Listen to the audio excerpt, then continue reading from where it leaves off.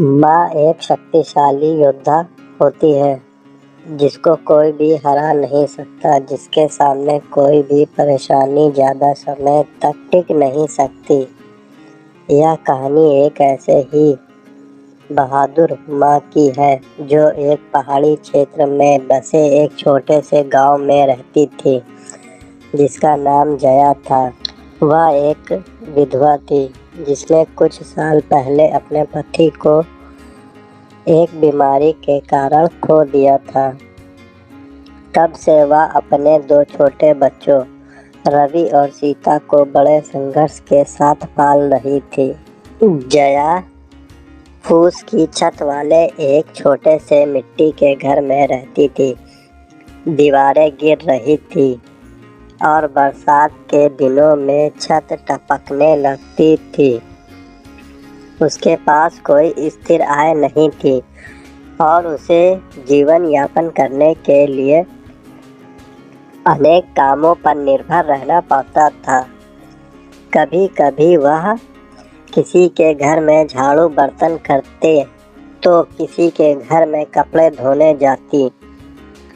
अपनी कठिनाइयों के बावजूद जया अपने बच्चों के बेहतर भविष्य के लिए बहुत मेहनत करती थी। एक ऐसा करने के लिए जो भी करना पड़े वह करने को तैयार थी। जया रोज़ सुबह जल्दी उठकर अपने बच्चों के लिए नाश्ता बनाती थी। स्कूल जाने से पहले वो चावल और दाल का सादा भोजन करते थे। जया जब दिन के लिए काम खोजने के लिए निकल पड़ती थी। किसी दिन वह भाग्यशाली होती और उसे काम मिल जाता, जबकि अन्य दिनों वह खाली हाथ घर लौट आती। एक दिन जया के पास नई फैक्ट्री के बारे में सुना जो श्रमिकों को काम पर रखती थी।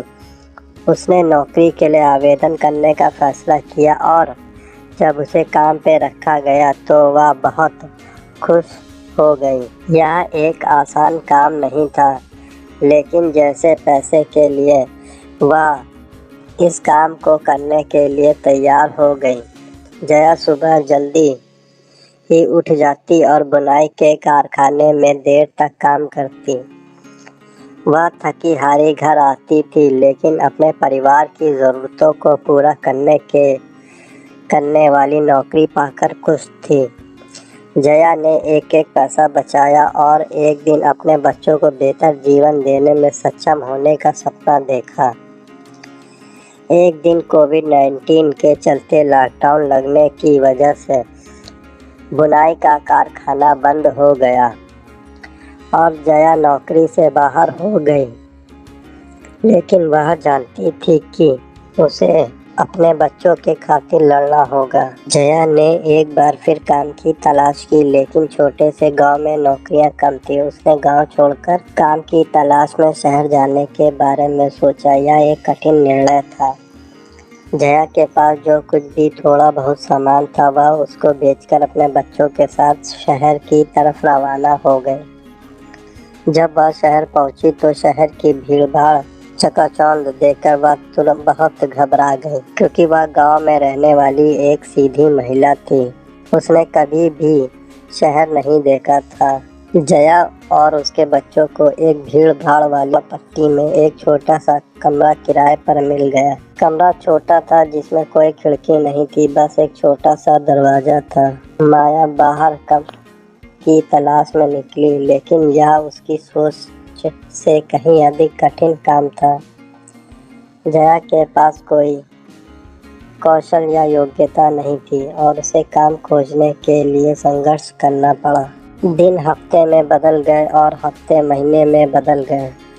जया और उसके बच्चे गरीबी में जी रहे थे और उनकी स्थिति दिन ब दिन बिगड़ती जा रही थी। उनके पास खाना खरीदने के लिए मुश्किल से पैसे थे और जया इस बात को लेकर चिंतित थी कि वह अपने बच्चों को स्कूल भेजने और खाने का खर्चा कैसे उठा पाएगी। एक दिन जया ने सोचा कि आज के बाद मैं किसी की भी नौकरी नहीं करूंगी। मैं सिर्फ और सिर्फ अपना काम करूंगी। अब मैं किसी के यहाँ भी नहीं जाऊंगी नौकरी मांगने। फिर जया ने अपने पड़ोस में रहने वाली एक बूढ़ी महिला से उसकी सिलाई मशीन मांग ली और महिला से सिलाई का काम सीखने लगी। वह लोगों के कपड़े अपने घर पर लाकर सिलने लगी। धीमे धीमे उसको और अधिक काम मिलने लगा।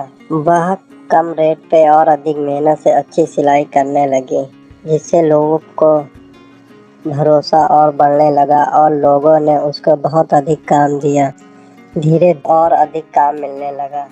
वह कम रेट पे और अधिक मेहनत से अच्छी सिलाई करने लगी, जिससे लोगों को भरोसा और बढ़ने लगा और लोगों ने उसको बहुत अधिक काम दिया।